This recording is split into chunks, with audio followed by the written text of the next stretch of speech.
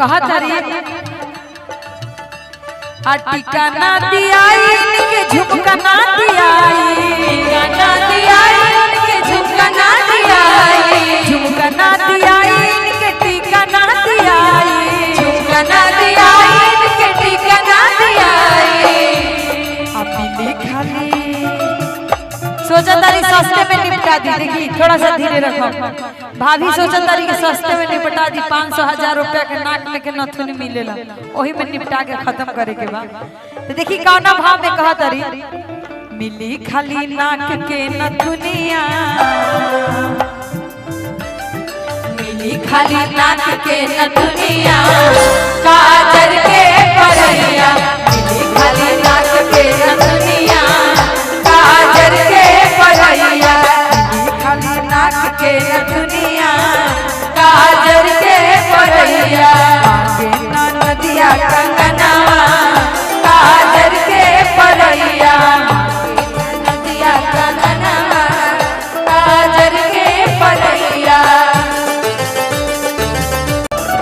काजर के परैया हमार बाबू के खिलैया, काजर के परैया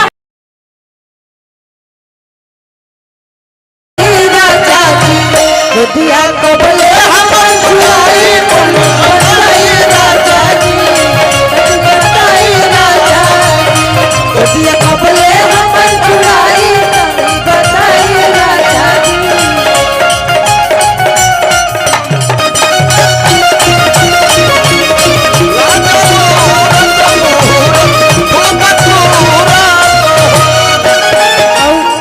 पहले के जमाना में लोग आशीर्वाद कभी भी देते रहे, तैये लोग मनावत रहे कि हमार बबुआ राजा महाराज बनस। आज नु राजा महाराजा के बदले सीएम पीएम डीएम निकल गई बा। पहले का कहत रहे बबुआ हमार महाराज होइए, राजा जी राज होइए, बबुआ हमार महाराज होइए, राजा जी राज होइए, राजा जी राज होइए,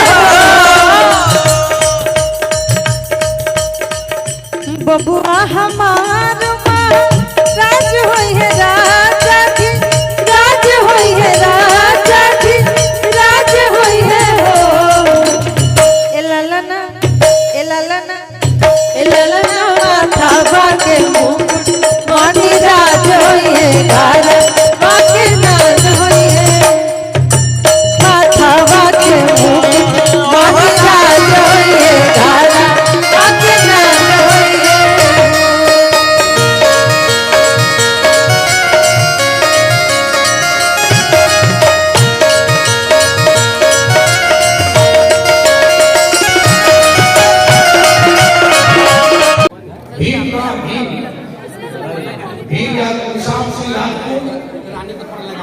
और सबको चांस लीजिए इसे शुभकामनाएं देने के लिए।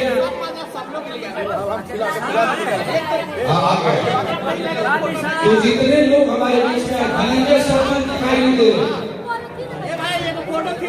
धनंजय खाने चले गए, और सुप्रसिद्ध म्यूजिक डायरेक्टर शंकर भाई हम सबों के बीच में हैं।